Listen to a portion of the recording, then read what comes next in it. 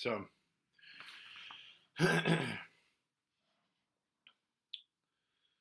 in this sort of inquisition that Lady Bracknell is trying to carry out with Jack, he again uses this sort of legal language that we see Stanley Kowalski using, but he can afford to be that way, I think, because he knows that he is on the fortunate side of material power in the same way that Stanley does. Stanley realizes that the patrilineal inheritance in the Napoleonic Code entitles him to some form of inheritance through Blanche and Stella, and so he is on the side of power, socially orthodox, institutional power, in the same way that Jack is here. That's what he says. They're open to your inspection, Lady Bracknell. I've known strange errors in that publication. Miss Cardew's family solicitors are Messrs. Markby, Markby, and Markby. Markby, Markby, and Markby, a firm of the highest position in their profession. Indeed, I'm told that one of Mr. Markby's is occasionally to be seen at dinner parties. So far, I'm satisfied. So we have, that sort of hollow sense of social orthodoxy and legitimacy that we see as well in Goldberg and McCann's hollow language. Further down, she said, "A moment, Mr. Worthing, £130,000. So she finds here about, whether there is this powerful fortune behind Cecily. And she says, a life crowded with incidents I see, though perhaps somewhat too exciting for a young girl. I am not myself in favour of premature experiences." At the end, she asks if she has any fortune. Asking if Miss Cardew has any little fortune. She's asking, obviously, because of Algernon. "Oh, about £130,000 in the funds, that's all. Goodbye, Lady Bracknell. So pleased to have seen you." She sits down again, and again she's in a commanding position. "A moment, Mr. Worthing, £130,000, and in the funds. Miss Cardew seems to me a most attractive young lady, now that I look at her." And so, again, you have this sense here that material wealth is completely the basis for attraction, which I think contrasts interestingly with Stanley Kowalski. Power, actually, for him and his material power is to do with money and wealth, but it's much more about the coincidence of his values with the ideological shifts in society, in American society after the Second World War, and the way that it is not only that is powerful, but that it relies on actually killing off older, outmoded ideologies like Blanche's old Southern values in order to survive and thrive. And so it's not so much that Stanley is in this kind of position of material wealth and power, and that really has anything to do with his antagonism towards Blanche. It's more that Blanche's ideology poses an existential threat to his one. If Southern values, in the way that Blanche imagines them, were to exist sort of writ large across society, that sort of rampant competitive materialism that Stanley sort of represents in the play would no longer would be dysfunctional. And we see that as well, I think, in Goldberg and McCann with Stanley Weber. Stanley Weber's non-conformism, his self ostracizing of himself, ultimately poses an existential threat to their sort of complacent happiness with orthodox power, and their lack of willingness to interrogate it and investigate its sort of darker underbelly.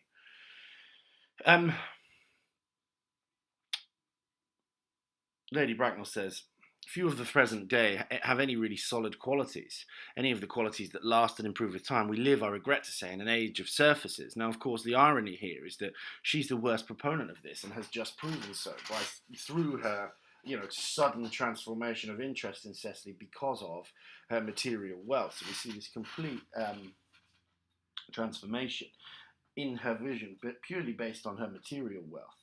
And she says, "Come over here, dear. Pretty child, your dress is sadly simple and your hair seems almost as nature might have left it, but soon we can alter all that. A thoroughly experienced French maid produces a really marvellous result in a very brief space of time. I remember recommended one to Lady Lancing, and after 3 months her own husband did not know her." And so here we segue into this comment here on inauthenticity and social alienation as actually being something desirable, the reverse of what we see in Streetcar. And so the aestheticization of the self that she's talking about, faffing around with your hair and changing it in a way that someone fails to recognize you, being desirable, and actually here leading to a type of social alienation that is to be sought after, that is commented on by Jack, and after 6 months, nobody knew her. And this is the reverse of what Blanche is seeking out. She's seeking out self-aestheticization in order to close down that social distance, to bond with others. The falsity of her language and action, I think, offers a contrast to the sinister authenticity of movement and space in the birthday party in Streetcar. She glares at Jack for a few moments, then bends with a practiced smile towards Cecily. So even here, physicality falls under the influence of kind of false social performance in a way that it doesn't in either of the other two plays. Physicality is the only really trustworthy source of communication in all of the other plays that we've looked at. Further down, Lady Bracknell says, yes, it's quite as I expected. There are distinct social possibilities in your profile. She's examining Cecily now. The two weak points in our age are its want of principle and its want of profile. The chin a little higher, dear. Style largely depends on the way the chin is worn. They are worn very high just at present. And then Algernon. And so this creates, I think, a sense of impossibility for Cecily, that there's this whimsical definition of what style ought to be according to the social codes and conventions of the moment. And it's ultimately impossible for her to meet those expectations. And I think that adherence to an impossible kind of social orthodoxy that's both impossible and implausible is very similar to the expectations that Goldberg and McCann place on Stanley Weber during the interrogation. It's implausible for him to be able to respond to what he is asked to respond to. It's impossible for him to meet the expectations of both of them. And so here, her enforcing of this particular style is very much like the way that Goldberg and McCann enforce that sense of social orthodoxy on Stanley. Further down, we get a sense of society itself and orthodox power being exclusive, which is an interesting contrast to what Goldberg and McCann give us. She says here, Algernon says, I don't care twopence about social possibility. So there's this moment of sort of authenticity that I think connects him with Stanley Weber. And Lady Bracknell says, never speak disrespectfully of society, Algernon. Only people who can't get into it do that. And so her exclusivity seems to be almost the reverse of Goldberg and McCann's approach to sort of aggressive co-opting of Stanley and forcing him to become part of society. She here seeks to keep it exclusive, whereas they seek to forcefully integrate him into it. And also I think that sense of class superiority is precisely what provokes Stanley Kowalski and Blanche's values, and sees her as an existential threat to him. Further down, there's this ironic kind of display of her own materialism that is comparable to Stanley Kowalski's, but he aggressively confronts the type of class exclusivity that Lady Bracknell invokes. She says, I do not approve of mercenary marriages. When I married Lord Bracknell, I had no fortune of any kind, but I never dreamed for a moment of allowing that to stand in my way. And so you have this sort of grim irony, and I think lacking in self-awareness. You know, it's debatable whether we think that she's aware of what she's saying here or whether it is kind of playful and self-aware. But you know, her marriage is exactly a mercenary one. She doesn't think, I don't allow mercenary marriages if people are doing it to me. But I do allow mercenary marriages on principle if it's me doing the kind of mercenary action of trying to connect to someone more wealthy and powerful than me. Further over, she says, to speak frankly, I'm not in favour of long engagements. They give people the opportunity of finding out each other's character before marriage, which I think is never advisable. And so, again, distance and inauthenticity is to be sought out for its sort of encouragement of material success of marriage, which is, again, the opposite of Blanche, who can't provide the emotional basis for a relationship because of her personal inauthenticity.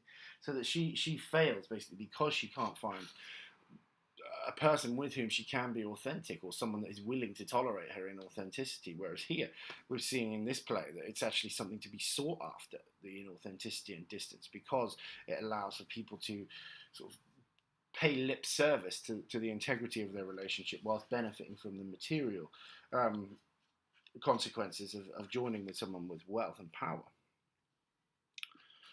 Further down, there's this suggestion, I think, of Algernon and his self-deception and romantic connection, which is comparable to Blanche's. Because Jack says, "It pains me very much to speak frankly to you, Lady Bracknell, about your nephew. The fact is that I do not approve at all of his moral character. I suspect him of being untruthful." There's a huge element of hypocrisy here because he's done exactly the same thing and is using deception as the basis for moral critique, whereas we've seen at other times in this play that it seems to be underpinning a strange type of aesthetic morality. Jack says, "I fear there can be no possible doubt about the matter. This afternoon, during my temporary absence in London on an important question of romance, he obtained admission to my house by means of the false pretense of being my brother. Under an assumed name, he drank, I've just been informed by my butler, an entire pint bottle of my Perrier Jouet Brut 89, wine I was specially reserving for myself.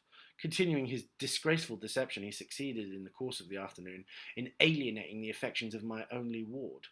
He subsequently stayed to tea and devoured every single muffin, and what makes his conduct all the more heartless is that he was perfectly well aware from the first that I have no brother." And so this self-deception that Algernon carries out in this story that Jack tells is what ultimately allows for romantic connection with Cecily. And so again, we have the suggestion in both of these texts that deception is somehow necessary to the formation of relationships that are felicitous and positive for both of the people involved. However, we descend into these mutual accusations of hypocrisy. Cecily then joins in and says he's unalterable. He won't give his consent for Algernon to marry Cecily because he's in this kind of game of brinkmanship with Algernon. Cecily says, "Well, I am only 18, but I always admit to 20 when I go to evening parties." Lady Bracknell says, "You're perfectly right in making some slight alteration. Indeed, no woman should ever be quite accurate about her age. It looks so calculating." And then has a stage direction, a meditative manner that is precisely the vision of someone being calculating. So there's this huge sense of hypocrisy here. But I think this inauthenticity that they are promoting here, that Cecily talks about in her age, that her age is what she lies about, I think fabricates a personal vision like Blanche, but also like Goldberg and McCann and their naming of Nat and Simon, Dermot, etc. in the birthday party. But the alienating, destabilizing effect of those malleable names in the play, I think offers a kind of alternative to what we see here, where it allows someone personal control over their fate and their identity. Further down, Lady Bracknell says, "Miss Cardew does not come legally of age." Sorry, Jack says she won't be legally of age until she's 35. And then Lady Bracknell says, "That does not seem to me to be a grave objection. 35 is a very attractive age. London society is full of women who, of the very highest birth, who have of their own free choice remained 35 for years." And that's where we see this idea captured, I think. The association between self-fabrication and an unreliable identity and power, which I think is... We see the alienating effects of that in Goldberg and McCann, but actually they are powerful because they are malleable and fluid and adaptable and can force that fluidity on Stanley. So there is in both plays, I think, an equation of social power with unreliable, malleable identities. Over the page with Jack, Lady Bracknell's resistance to class mobility, I think, causes a potential threat to their relationships and the social harmony that they are likely to create, which creates potential distance between them. And I think class distances here cause the breakdown or threaten to break down the relationships, as they do with Mitch and Blanche. But Blanche is the one that is almost responsible for drawing attention to those class differences, so she's involved with it. Jack says, "My dear Lady Bracknell, the matter is entirely in your own hands. The moment you consent to my marriage with Gwendolen, I will most gladly allow your nephew to form an alliance with my ward. You must be quite aware that what you propose is out of the question." She rises up here. And so here we see this very frank revelation, actually, of the extent of her class prejudice. She cannot get her head around this particular idea because it is such a powerful threat to her exclusive class position.